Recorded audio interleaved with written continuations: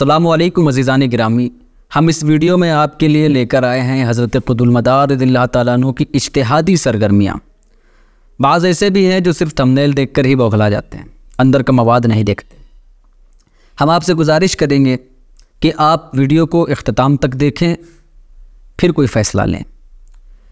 اس video سے بالکل نئی باتیں آپ تک پہنچیں گی انشاءاللہ تعالی۔ ناظرین کرام، حقیقی دین اور بامقصد زندگی کے درمیان تعامل کا ہونا بے حد ضروری ہے۔ اسلام زندگی کے ہر شعبے میں ایسی راہیں استوار کرتا ہے جو اللہ کے یہاں شرف قبولیت پا سکیں اور انسانیت کے لیے فیض رساں ہوں۔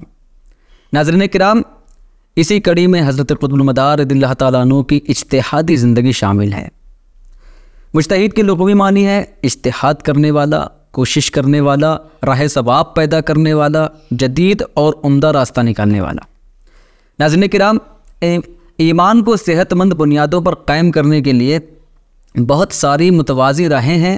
ان میں دو اہم ہیں، روحانی اور عقلی، جن کا محور قرآن و حدیث پر محیط ہے۔ حضرت قطب المدار رضی اللہ تعالیٰ عنہ نے ان دونوں راستوں کو ہموار کیا اور تبلیغ دین کے لیے ایک عمدہ راستے کا انتخاب کیا۔ یہاں پر ہم حضرت قطب المدار رضی اللہ تعالیٰ عنہ کے روحانی اور عقلی دونوں پہلوؤں کا ایک خاکہ پیش کرنے کی کوشش کر رہے ہیں۔ ویسے بھی حضرت قطب المدار رضی اللہ تعالیٰ عنہ خدا داد ذہنیت کے مالک تھے۔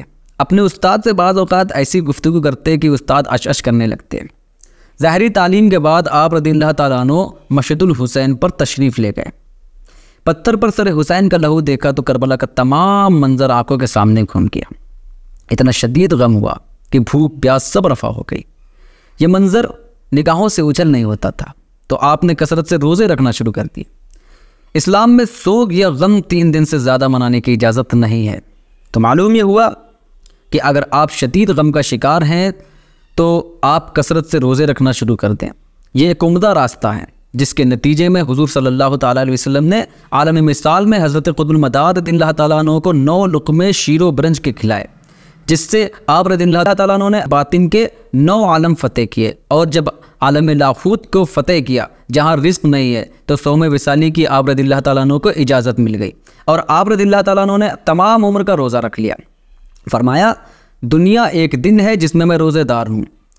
فقہی اعتبار سے روزے کی مدت صبح کی سحری اور شام کی افطار پر محیط ہے، مگر قطب المدار رضی اللہ تعالیٰ عنہ کے اس روزے میں کسی بھی فقہ کا کوئی دخل نہیں۔ یاد رہے کہ روزے کی حالت میں شادی کا تو سوال ہی نہیں اٹھتا۔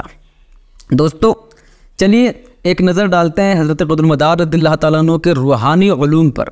تاریخ ودی ہو یا خلفائے عرب و اسلام، بحر المعانی ہو یا گلزار ابرار، 17 مجالس ہو یا اخبار الاخیار، الغرض وہ مصنفین ہوں یا محققین ہوں یا مورخین ہوں، مفسرین ہوں یا اولیاء کاملین، اس بات کو سبھی نے تسلیم کیا ہے کہ حضرت قطب المدار رضی اللہ تعالیٰ عنہ کو بحکم رسول خدا صلی اللہ تعالیٰ علیہ وسلم حضرت علی علیہ السلام کے روح پرفتو نے علوم مقطعات کے علم سے بہراور فرمایا۔ یہی وجہ ہے کہ حضرت قطب المدار رضی اللہ تعالیٰ عنہ اکثر فرماتے، انا مفتاح العلوم، میں تمام علوم کی کنجی ہوں۔ مطلب یہ کہ علم کا دروازہ اسی کنجی سے کھلتا ہے اور تم علم کے شہر میں داخل ہوتے ہو۔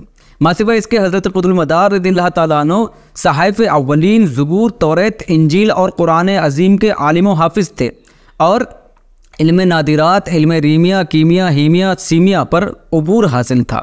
اب چونکہ تمام دنیا میں تبلیغ دین کا حکم صادر ہوا تھا، اس لیے دیگر علوم کا جاننا لازم تھا۔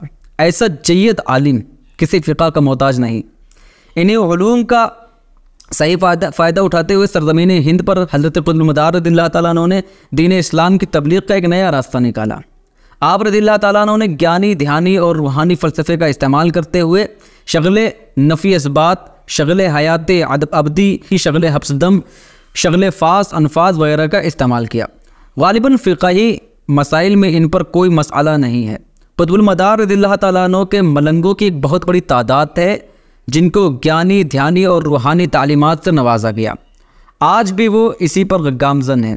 اب کوئی یہ بھی کہہ سکتا ہے کہ ان میں سے بعض چرس اور بھانگ کا استعمال کرتے ہیں، تو یہ تعلیمات سلسلہ عالیہ مداریہ کے نہیں ہیں۔ دوستو، حضرت قطب المدار رضی اللہ تعالیٰ عنہ نے عقل کا صحیح استعمال کرتے ہوئے تبلیغ کا بے مثال نظام قائم کیا، جس کے تحت آپ رضی اللہ تعالیٰ عنہ نے تمام دنیا میں چلے قائم کیے۔ ایک چلے سے لگی کئی کئی گدیاں قائم کی، گدیوں سے لگے کئی کئی تکیے قائم کیے، اور تکیے سے لگی کئی کئی پٹیاں قائم کی۔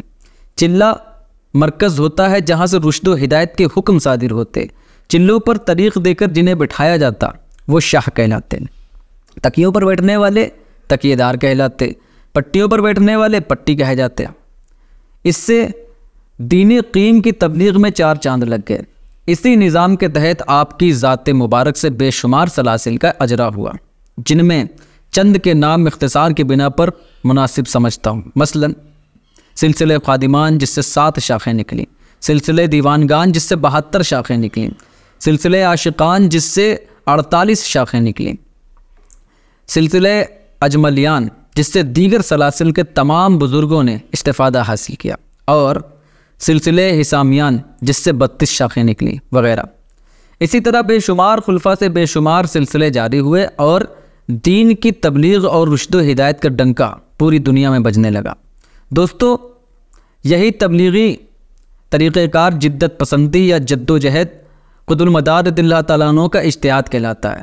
اب یہ الگ بات ہے کہ بعد میں چلے پر بیٹھنے والوں، گدی پر بیٹھنے والوں، تکیوں پر بیٹھنے والوں، پٹیوں پر بیٹھنے والوں کی الگ الگ برادریاں بن گئیں، جیسے شاہ برادری، تکیے دار، گدی اور پٹی۔ انہوں نے اپنی ہی برادری میں شادی بیاہ اور دوسری رسومات قائم کر لیں، مگر یہ سب کے سب قطب المدار رضی اللہ تعالیٰ عنہ کی نسبت سے مداری ہیں۔ آج کل یہ سب کی سب مداری یا مداروی یا مدار والا کی جگہ پر لفظ سید کا استعمال کرتے نظر آ رہے ہیں، یہاں تک کہ گداگر بھی اپنے آپ کو سید لکھنے لگے ہیں۔ مجھے رہ کر ایک شعر یاد آ رہا ہے، سادات نظرے گردش حالات ہو گئے، حالات جن کے سدرے وہ سادات ہو گئے۔ دوستو، تفصیل جاننے کے لیے ڈاکٹر عائد جعفری کی تصنیف جدید مدار اعظم کا مطالعہ ضرور کریں۔ وما توفیقی الا باللہ۔